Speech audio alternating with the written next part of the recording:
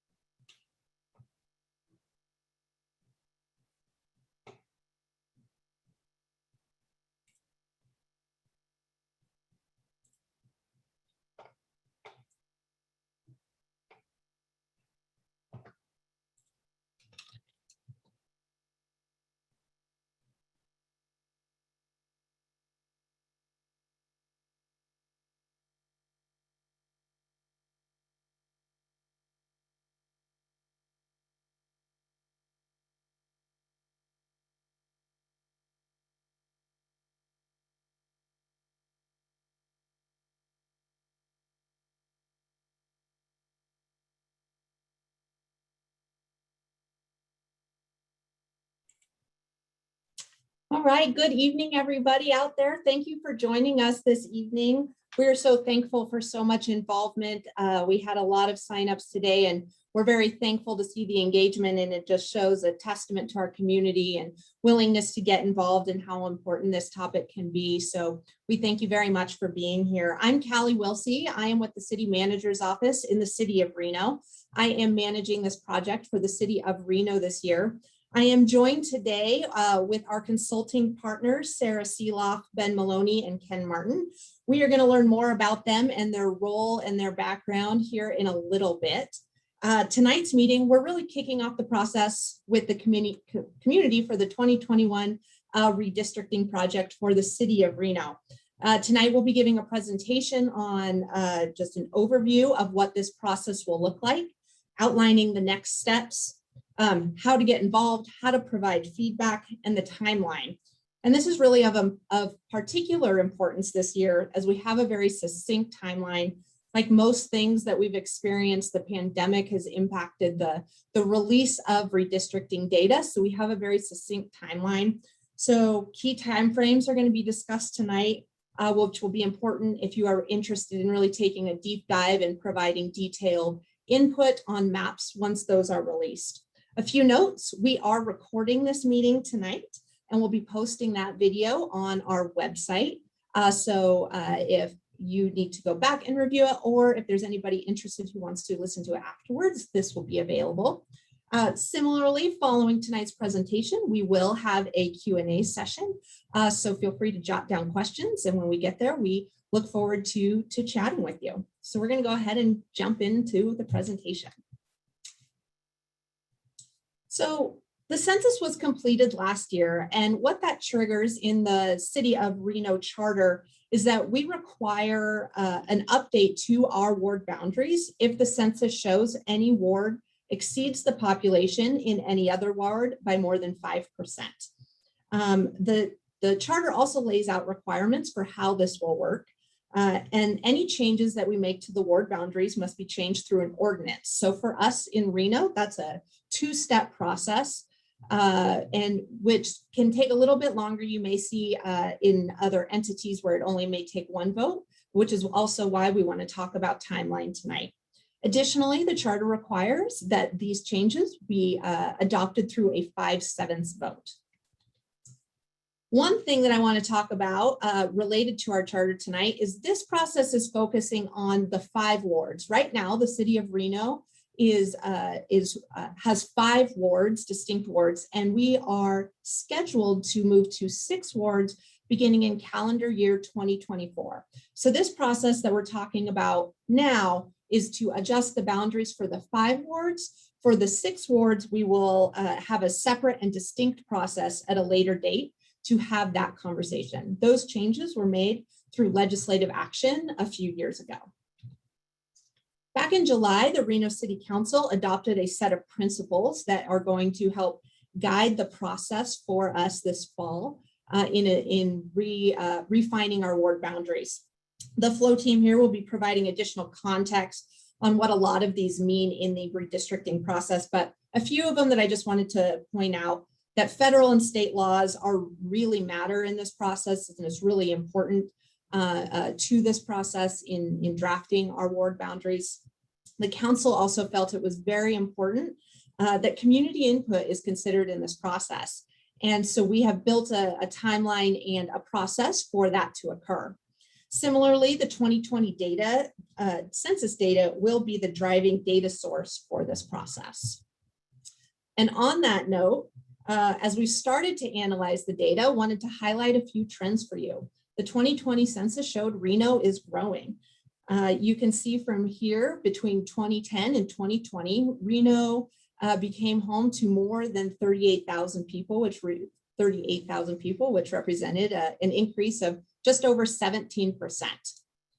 When we look at that by ward, you can really see that Ward 2 witnessed the fastest growth rate in the city at over 33%. Ward 2 represents South Reno as well as portions of Southwest Reno. If you're out there and you want to look up what ward you currently live in, you can head to reno.gov/redistricting. We do have the current ward map out there, and you can plug in your address and it'll show you what ward you live in.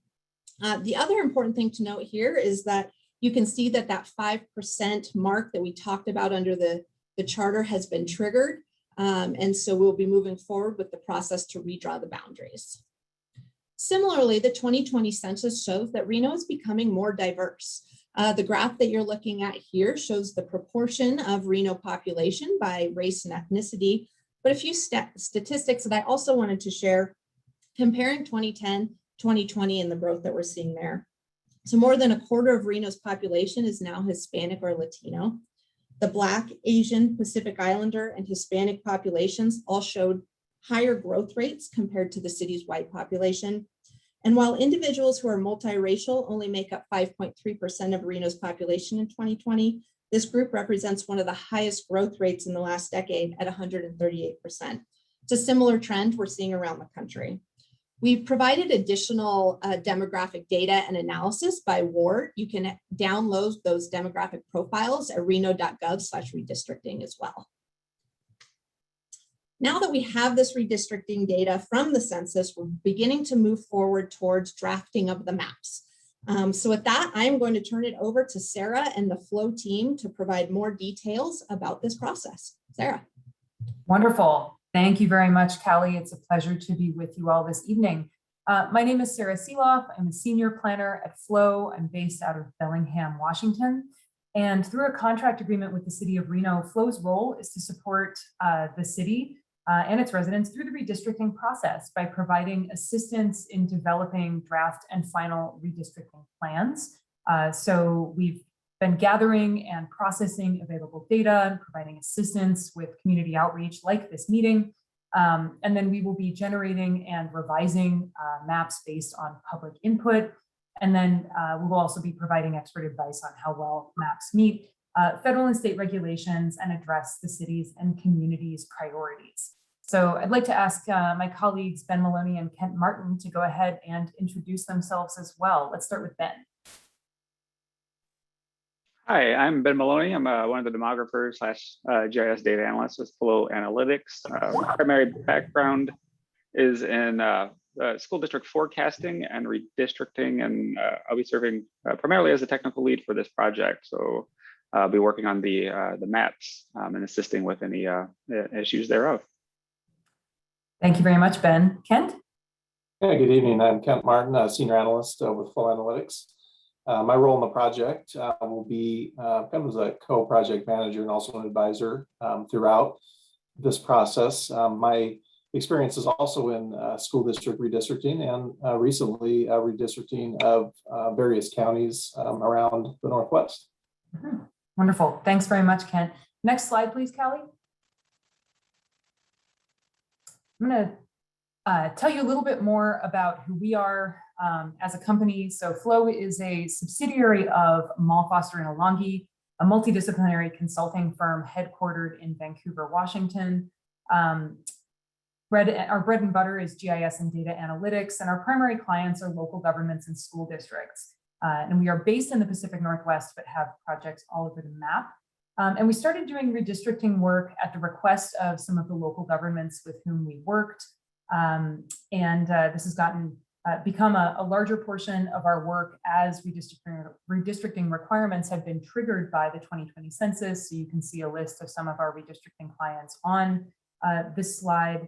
And we do this work because we want to provide impartial, technically sound services to local governments. We do not work for political parties, and it is our goal to make sure that redistricting plans meet the letter and the spirit of the law and serve our communities. I'm going to move on to the next slide. Thank you. So with that, I am going to hand it off to Kent to talk a little bit more about the redistricting process from a broad angle. Kent? Yeah, thanks, Sarah. Well, as Sarah mentioned, as our name would imply, at Flow Analytics, we're good at analysis. We are very adept at taking maps and taking demographic information and ordering it and making sense of that data. We're very confident that we can get the Reno wards to be closer aligned in terms of population at the end of this process. The one thing that we miss, though, and that we need from you as community members and also from the officials at the city is really your understanding of your own community. We're going to be really trying to pair the analysis that we do with input from the community. And so as we go through our presentation tonight, we'll be sharing both sides of this process, that analysis and some of the redistricting legalities that we need to comply with. But then also we want to talk about our outreach and our engagement with you as community members, because your voice is important and we really need your input in order to make sure that this is a successful process in the end. With that, I'm going to turn it over to Ben Maloney, who's going to talk really about that foundation of the redistricting laws that we'll be working with. All right, thank you. So we'll cover for the next few slides some of the criterion or most of the criterion that we are considering when drafting these maps. So just real quick, redistricting itself is governed by laws at multiple levels of government and informed by best practices. Earlier this year, the city of Reno adopted its own set of redistricting principles, which are highlighted in blue on this slide, and overlap significantly with existing federal and state requirements and guidelines. So just going off of these two, you notice on the slide that there are two distinct columns of musts and shoulds. Districts must be population balanced. We'll cover that a few more times over the next few slides. In particular, the fact that the Reno City Charter allows for a 5% variance, and I'll go more into detail on that in the next slide. Districts must be contiguous, and redistricting must be done in compliance with all local, state, and federal laws, including the Federal Voting Rights Act. Also, districts must retain current council members and should preserve communities of mutual interest, should be compact as possible, and should also preserve the use of existing natural boundaries. Okay. All right, so I mentioned in the previous slide the criterion. The chief amongst those is equal population, specifically the total population and not the number of registered voters of citizen voting age population, which is often referred to as CVAP. This reflects the principle that a city council represents all of the city's residents, not only those who are eligible to vote. And then over here on the other right side of the slide, a few different definitions that we are considering when crafting these maps. First of which is a measure of equal population, which is called the overall range or the maximum deviation from the ideal population. This is simply the total population of the city divided by the number of wards. So for example, if your city has 50,000 people in it, and there are 5 wards, we're looking at an ideal population of 10,000 people for each of those wards. The overall range that you see is calculated as the sum of the deviations from the most and least populated wards. So this brings us back to that maximum deviation a little bit. So if we have that ward with 10,000 people, or to the ideal population of 10,000 people, we're aiming to get within plus minus 5% of that. And when you start manipulating the boundaries, shifting the populations from one ward to the next, and you notice that, say, 2 of your wards, for example, one has a deviation of 7% above that ideal population, and another ward has that ideal population is about 7% below where it should be. At the surface there, it looks like you're pretty close to that 5% or below that we're aiming to get to. In reality, you're adding those two together. So your total deviation is around 14%. So there's actually a significant amount of work to do when you're considering this is the absolute deviation of those wards. Yep, okay. A few other things that we're also considering. Number one is contiguity. So we're looking for nice tight districts or wards, no islands, except for those allowed by the Reno City Charter, which is noted in the city's redistricting principles. In some instances, also outside of that, you can have islands, but they should be connected by bridges, tunnels, or ferries, which probably isn't a concern over for the city of Reno.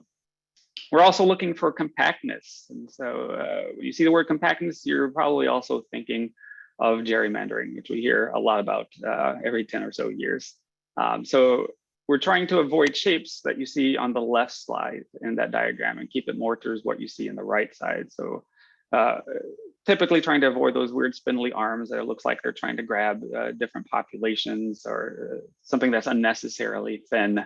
And there's ways to go about measuring this compactness. There's a few different mathematical models that we could to use to measure that, or probably the best that we could initially use is just the eye test. Does it pass the eye test? Does it look more than what you see on the left or more than what you see on the right? If it looks more like what you see on the left, probably already raising a whole bunch of alarms, might be violating the compactness rules. And then finally, existing or natural boundaries. This will cover major streets and roads, highways and such, rivers, lakes and mountains, and then any other lines that are already being used as boundaries are things that we do want to consider when crafting the updated set of ward boundaries. Okay. All right, this one, there's a lot happening here, but real quick, there are a couple different legal requirements worth mentioning and are essentially at odds with one another to some degree. So the 14th Amendment prohibits the use of race ethnicity to draw district boundaries, but at the same time, the Voting Rights Act, or VRA, requires consideration of race ethnicity data to avoid vote dilution, which is what we're trying to cover here in this slide. The box on the left, you see the majority group makes up 75% of the population and makes up the majority in 75% of the districts, whereas the minority group, which makes up 25% of the population, also makes up 25% of the districts. So this is an idealized image here, but this is typically what we would want to see or get something close to this after the redistricting process. We are actively trying to avoid what you see on the right with vote dilution, where that majority of the group of the 75 or the 75% of the population make up the majority in 100% of the districts, which eliminates the voice of the 25% of the population since they no longer have the majority in any of the districts. So they will be missing out on important representation that they should be having. So that is a huge concern when we are recrafting these boundaries. Okay. And then finally, our communities of interest. There are no set definitions of communities of interest, but we in particular like this one that is paraphrased a little bit from the Constitution of California. It is a community of interest or shared interest is a population that shares common social and economic interests that should be included within a single district for purposes of its effective and fair representation. And they are populations that have common needs, interests, and interests reflected in patterns of geography, social interaction, trade, and common interests. And over on the right side, these are some of the things that we would consider a community of interest. The chief amongst those are municipalities. So in a larger geography that's undergoing a redistricting process, usually at the top of everyone's list of things that we need to be concerned about under the redistricting process is municipalities. Typically want to keep those in one district as we start defining and shifting populations around, unless those municipalities are large enough that necessitates some sort of split. School districts are also highly important, and then the boundaries that make up those school districts, so your elementary school boundaries, middle school or high school boundaries are also considered to be communities of interest. Voting precincts is also big ones, fire districts, military installations like you see here, or defined neighborhoods. Gets a little bit more vague when we start, or harder to get the data when we get down to, say, a homeowners association or shared cultural heritage sites or special districts. Most of this information is pulled from, say, a county or state open GIS site. And then some of this also will come from any kind of community input that we get back during this redistricting process, especially something like the shared cultural heritage or areas of common social interactions or common interests. These are not things that are easily defined and just a data point that we can just pull from an open GIS site and then ingest it and then spit it back out into our redistricting program. This is something that requires mention from the community before we can actually start incorporating that. And with that, toss it right over back to Sarah. Great, thanks very much, Ben. So this slide gives you an overview of the redistricting process, and you can see on the left the goals that we are, or the principles that that are guiding this process. So first of all, a transparent approach, community-informed methodology, right, data-driven results, and an efficient process. And as you can see here, this schematic shows 5 steps. First is data collection, where we've gathered the data using the 2020 census data, and also, as Ben mentioned, some of those GIS overlays that will help us identify communities of interest, like he mentioned. We use those to produce draft maps, and then those maps go out for community input, and that is where we need your input to help make sure that your community of interest is represented, right? Your input goes directly into revising the maps, at which point the maps will be presented again, and we move forward with plan adoption, which in Reno happens through introduction of an ordinance and passage of an ordinance by the city council. Next slide, please. I'm going to pass it over to Kent to explain a little more about what these draft maps and final maps look like. Kent? Yeah, thanks, Sarah. Yeah, we just want to be really clear here that that everyone understands that this process does include, flow drafting some maps to try to get at that balancing of population within the wards based on this new 2020 census data. But they are just that, they're draft maps.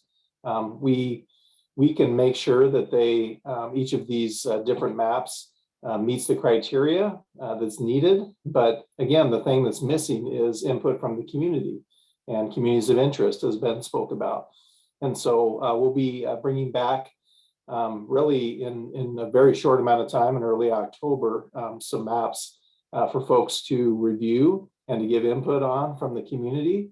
And then that information will be taken back to work on that final map. No draft map is expected to be the final map. It's an iterative process, and we continue to make adjustments throughout the process until we get to a final map. And then on the next slide, again, just the final map incorporates the input that we receive from the public, elements of certainly the revised draft maps. We definitely will work at Flow to uphold all of the statutory requirements and criteria that Ben went through, including the Voting Rights Act. You will definitely see compromises within communities of interest and within each version and each draft of the map. And I will pass it back to Sarah. Great, thanks very much, Kent. So let's talk about outreach and engagement. You're all here tonight, and thank you very much for your participation and your interest in this process. The website up at the top of this slide, reno.gov/redistricting, is going to be your go-to place online for information about the redistricting process. And as you can see in these screenshots that have been taken, there's a lot of information. You'll find the City of Reno's redistricting principles, answers to common questions about redistricting, and information about how you can participate, as well as a map of existing wards and one-page demographic breakdowns, both for the city as a whole and for the individual wards themselves. You'll also find the meeting and events calendar that you see highlighted here that contains that will continue to be updated.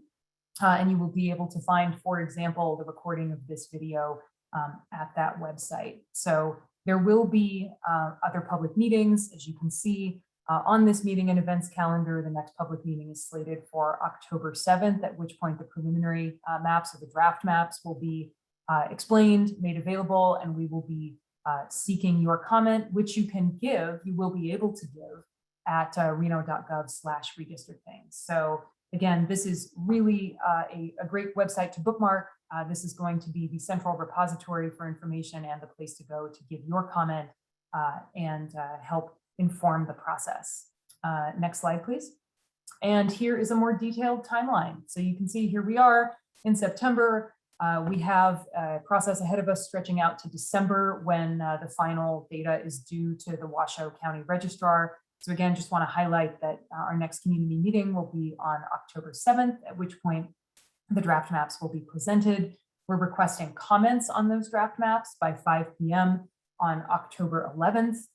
Then we will follow up with community meeting number 3, where we will present the final maps. And then those will be presented on the 27th to City Council, along with introduction of an ordinance. And with that, I believe, Callie, I'm going to pass it back to you.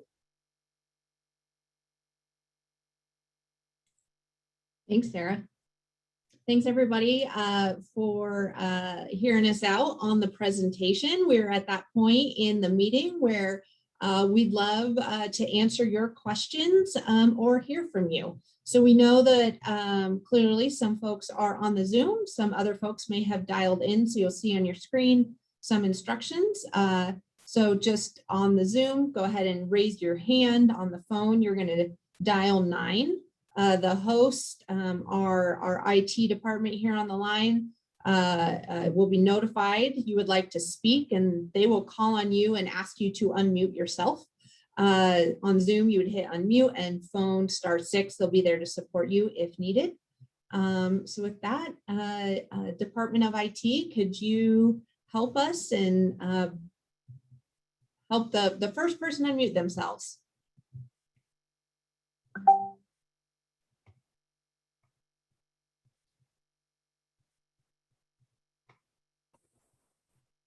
Looks like Edward Coleman, you are up. Hi, thank you. I have a couple of questions. So with these draft maps that are going to be produced, what are they going to show? Specifically, are they going to show racial population concentrations in the city? Sarah and team, do you guys want to handle what that will look like when those maps are released?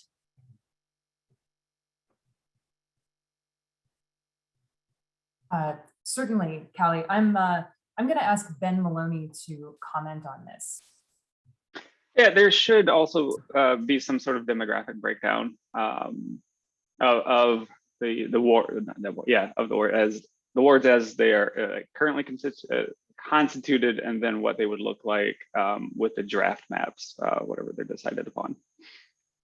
So I guess to follow up, specifically, is it going to show the locations of racial population concentrations? So are we going to see where the lines stop and how they may or may not be splitting different groups up? That yeah, that one is not in the plans. What you'll see is just a map of the wards, and then how they're going to be situated along with the demographic breakdown of each of the wards. But I don't think it is in the plans right now to get that fine a detail on the draft maps. Okay, my second question, the Black vote is split between all 5 wards, which dilutes its voting power and ability to gain representation in the city. Will this be addressed in the maps? So I understand you guys seem to be doing a quantitative analysis with this. Are your algorithms going to take into account that? Or is that something that you want feedback on? I'm wondering how that's going to be managed. That's something that will definitely be under consideration when drafting these maps. So it's not just one particular population that we're going to be looking at. It will be all of them. I understand that, but I'm speaking about the Black population. If I can chime in, Mr. Coleman, I think Ben was saying it will be taken into consideration, but the process that we've laid out is we would definitely love to hear input on how the maps either reflected that or don't going through this process. So please stay engaged, and it's good to hear that comment at this stage as well. Thank you. Thanks. Any other questions, or we'll go to the next person? All right, Department of IT, can we bring in the next individual, please?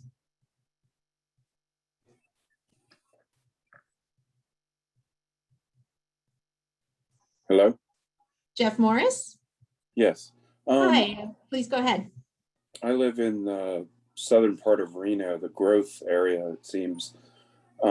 And in drawing the boundaries, are housing projects that are already approved and started going to be put into a projection to avoid like a population shift of more than the 5% in the near future, in the next year or two? You know that there's a certain number of housing units that are going to come online. Is that part of the process?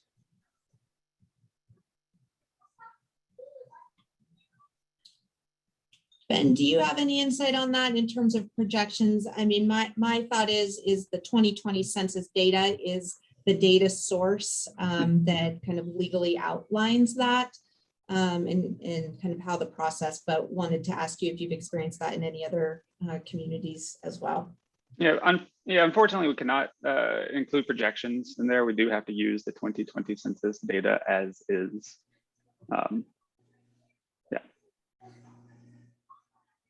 Okay, that was the only question I had at this time. Thank you. Thanks, Jeff. All right, let's go to the next one. Mr. Pritchett.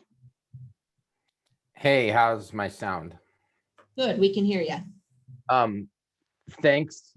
Eventually, Callie would like to know how many participants were in this meeting. So I entered the first chat question before you disabled it, so you're welcome for that. So we have 6 wards in 2024. Should we interpret this same process, maybe even with the same consultants or similar, would happen again in 2024?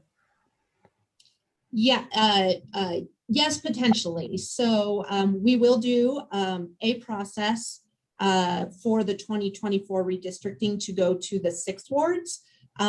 What we are hoping, coming through this is to improve the process based on what we experienced this round. So if we hear from the community that we really like something about this process, we want to carry that forward. If there's ways to improve it, we would hope to do that.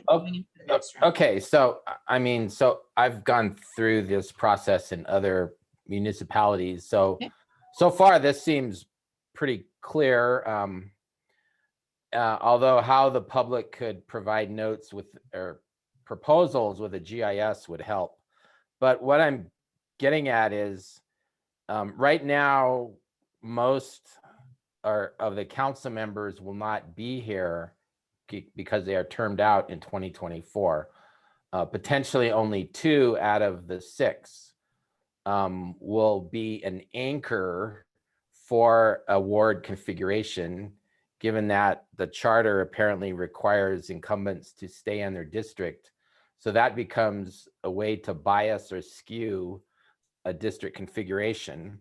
So, there's merits one way or the other on that. So what I'm getting at is the redistricting opportunity in 2024 will be vastly more flexibility and options to address natural boundaries, communities of interest, the Black population, like my friend Edward said earlier as a comment.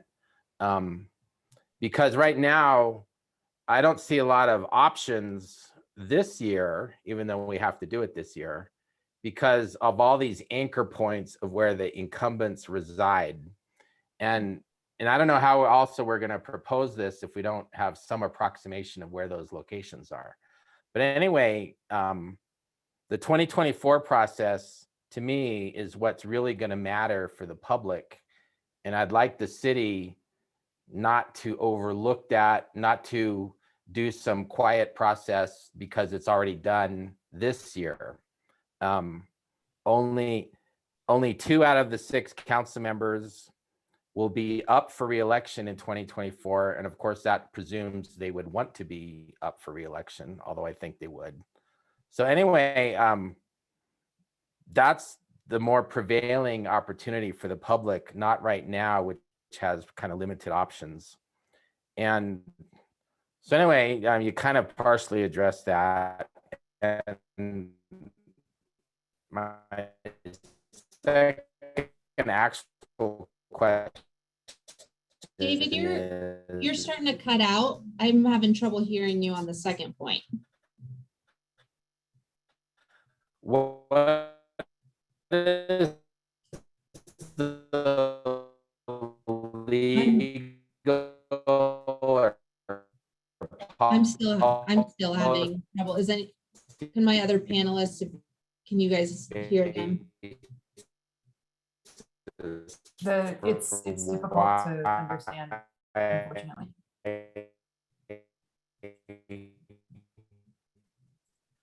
David, we're gonna come back to you on that one. We're having trouble hearing you. Department of IT. Configuration. Yeah. David, we'll come back to you. Can we bring in the next participant, please? Good evening. How are you? I'm doing well. How are you? Great. Well, thank you all for the presentation. My question briefly is, as you know, the city of Reno has a lot of more diverse than the city council has been in the past, and and oftentimes the city council doesn't necessarily represent that in terms of who's on the council. So my question is, do you have plans to make sure that there are at least 2 of the wards remain majority minority wards? If that was clear, I could repeat that if it wasn't clear. Yeah, will you repeat the question one more time for me? My question is, do you have any plans to make sure that there are at least 2 of the wards, remain majority minority wards? Great, thank you for the question. So right now that hasn't been a specific goal outlined in the principles, but I think it is an important feedback point to hear from you and the rest of the community if that is an important topic for us to address through this process.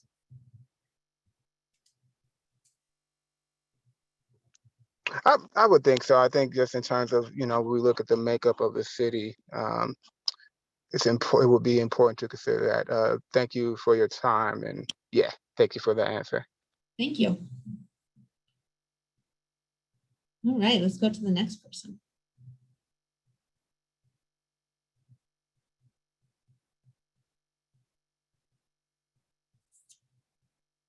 Judy, how are you? Welcome to the meeting?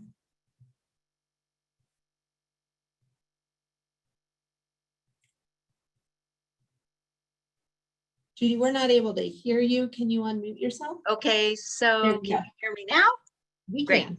Okay, so I just have a couple of comments.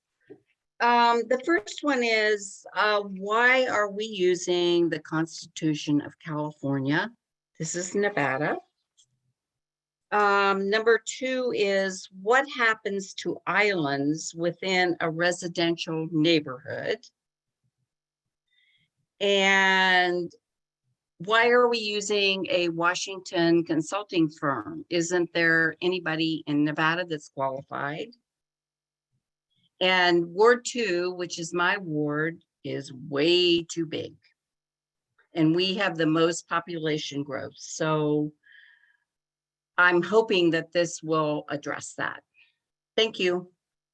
Great, thanks, Judy. I think I can answer a few of those questions. The California Constitution is not weighing in on decision-making. I think the reference to that was it provides a good description of communities of interest, and it's just a way of describing kind of what we're talking about, of kind of a neighborhood affinity and a neighborhood personality, if you will. And the city did opt to hire a consultant this year. We were really searching for a firm that had some independent analysis, had not only redistricting experience, but wasn't really affiliated with any political situation. And that is the decision and where we landed on that.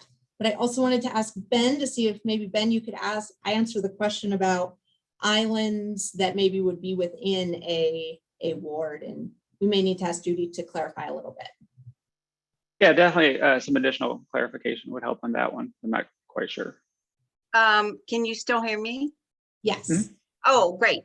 Well, in particular, in Ward 2, behind me is a Washoe County and the Reno area that has about 5 2.5 acre parcels within a residential area, and they're zoned like rural. And so we've been through a lot of trials here on people trying to come in and rechange the zoning to like commercial or for charter schools or whatever. And that's really a concern for our area. So Judy, is the area you're talking about, is it an unincorporated county? Is that what you're meaning? It's unincorporated county within the Reno sphere of influence and our district, Ward 2. Gotcha. So Ben, it is not a part of the city's jurisdiction, but it's like a county island that is That's correct. Within our jurisdiction, but they are not, that area is not necessarily in our jurisdiction. So I would assume that those that population is counted under the county's districts, and how when they do their rezoning, they would be counted in that work. It's a good point, Jody. Mm-hmm.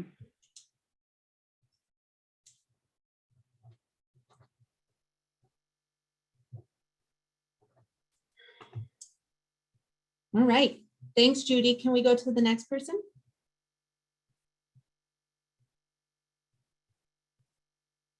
Hi, Riley, how are you? Hi there. Good, thank you. Can you hear me okay? We can.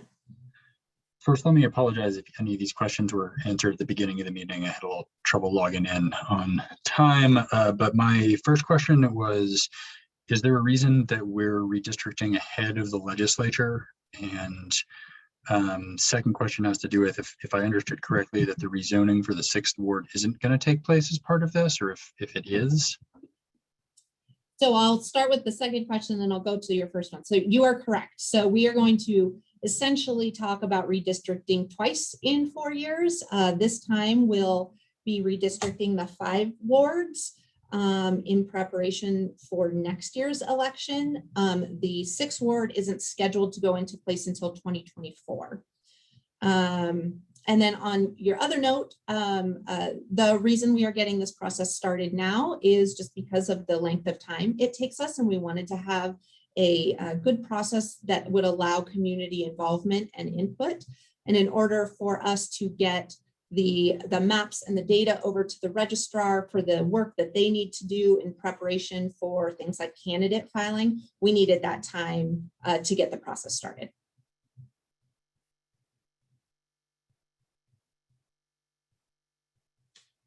Do you have any other questions, Riley? No, thank you. I think that's good for now. Appreciate it. Great, thank you. So the next person, please.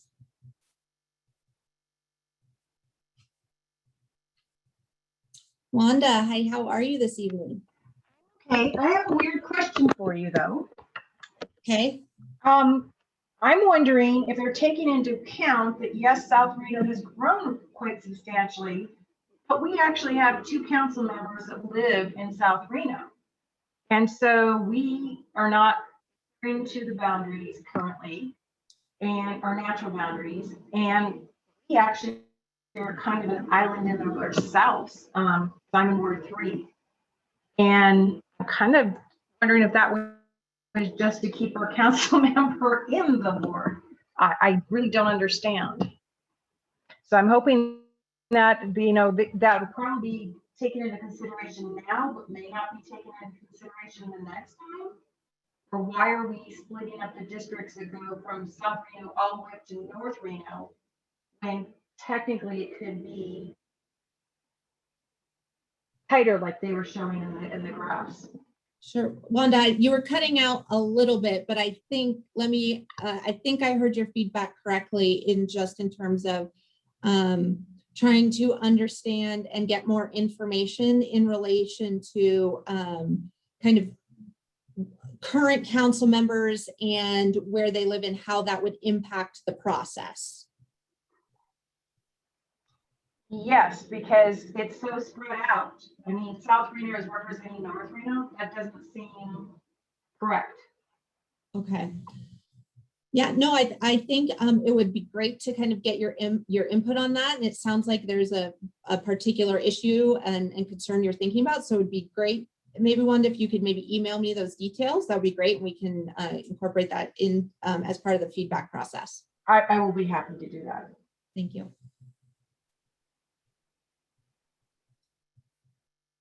To the next person.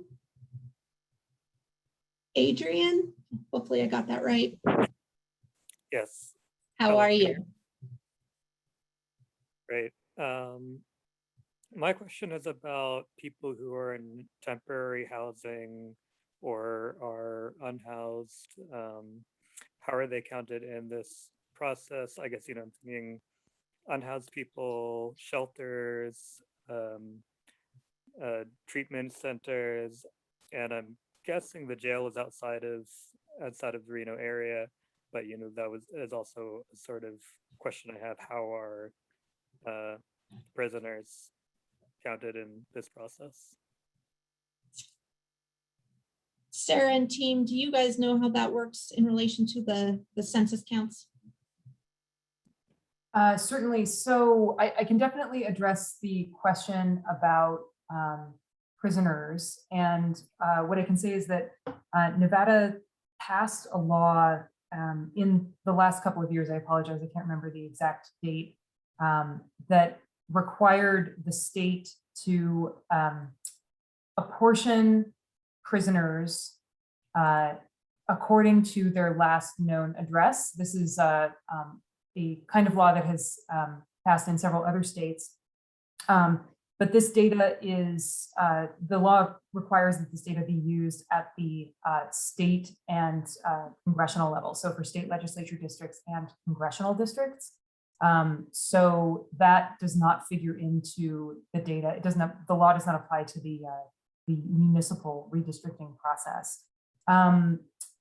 Ben, do you have any additional insights to offer on the subject of people who are in temporary housing or those who are unhoused? What I would offer is that certainly because we're using the census data and the census is a snapshot in time, I don't have any details, unfortunately, on how these populations would be reflected in the census.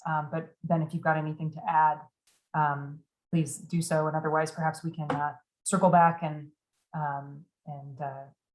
find more information. Yeah, certainly. The census does attempt to count the unhoused population as best they can. I'm not too sure how great they did. I don't know if there's a specific measure of that, but the attempt is made. As far as something like group homes or along those lines, or temporary housing, that is definitely also counted. And those are the statistical categories that you could actually bring up on, say, like data.census.gov. There are some estimations of that also. So if they are being accounted for in the census to whatever degree they were able to account them, they do make it into this analysis as part of the population per block that we're taking a look at when constructing the new boundaries. Thank you. Thanks, Adrian. Let's go to the next person, please.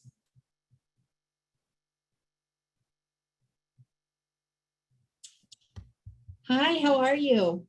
Hi, hello, can you hear me? I can. Thank you so much. Thank you for this great presentation. My name is Noel Orozco, and I have two questions. The first one is, are you planning on having any of this information or resources available to the community in other languages other than English? Yeah, no, it's a great question, and thank you very much. We have been talking about that, and I have another discussion scheduled for that tomorrow to figure out the best way to make that happen. If you have any suggestions, I would love to hear from you, and maybe we can also chat offline about that, because it is something that we would like to do going forward in this process. Okay, thank you so much. Yes, I look forward to communicating with you. I have your email already. And my next question is a little bit on with one of the previous questions about the incarcerated populations. So it was actually in 2019 when that law had passed. But if you in the city of Reno would you be able to implement basically what the bill was trying to do? The state, I know it impacts the state and congressional levels, but if the city of Reno wanted to do it on its own, is that something that you can do right now? Or I guess, how would that process work so that the city would be able to basically mimic AB 450, which happened at the state level? Thank you.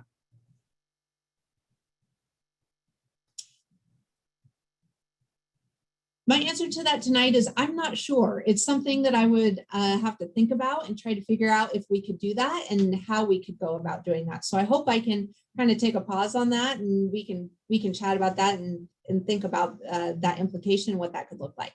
Absolutely. Thank you so much.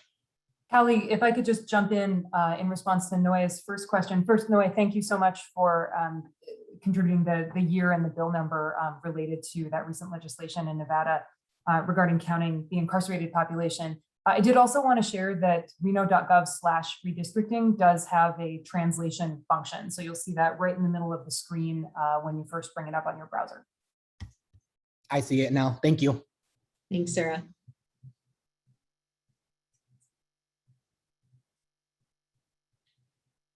Hi, David, you're back with your second point. Thanks. I'll try this again on my mobile device. So remind us, what is the legal or policy basis why a ward can include an incumbent who is not going to be affected anymore by the ward configuration? Sure.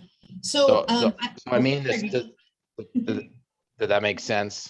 We're driving a process for incumbents who are not going to be there anymore and are certainly not up for re-election. Why do we do that? Great, thanks, David. For me, I think well, first, let me ask Sarah, Ben, or Kent, if you guys have a reaction to that. I think it's for me, what I'm hearing from the community is wanting to dive into that a little bit more, and so would I, and maybe we can address that at the next meeting a little bit more in depth. But I'm hearing that kind of question and that deeper thought process coming from multiple people. Well, I'll just offer a tidbit, and it's probably stuck in the city charter for now, but lots of places do not require a termed out incumbent to be a driver for the configuration.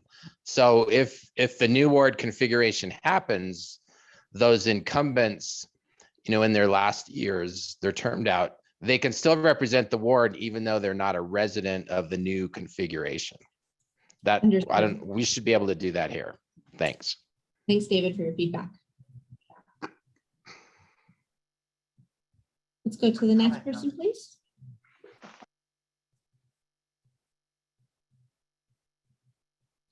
Hi, Jeff.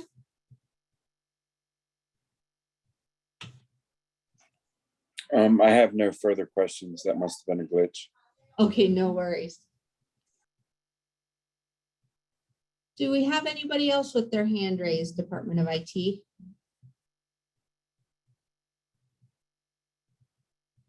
Hello there.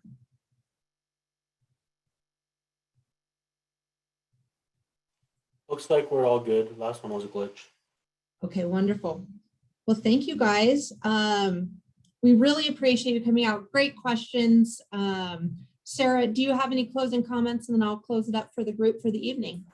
Thank you very much, Callie. Just want to thank everybody for attending. Thank you very much for your questions and encourage you to visit reno.gov/redistricting. That website is going to be updated. And again, that'll be your primary point for information and contributing testimony about your community of interest. Thanks very much. Yeah, and I would just like to reiterate, everybody, I appreciate you guys coming out tonight. If you have any additional comments, questions, or feedback in advance of the next meeting, please email me at redistricting@reno.gov. And the website will be that source of information. Appreciate all of the comments. Already kind of shedding some insight for us in hearing from you guys. It's been great, as well as all the questions. So we really appreciate it. And I hope you all have a great evening, and we'll see you next time. Bye.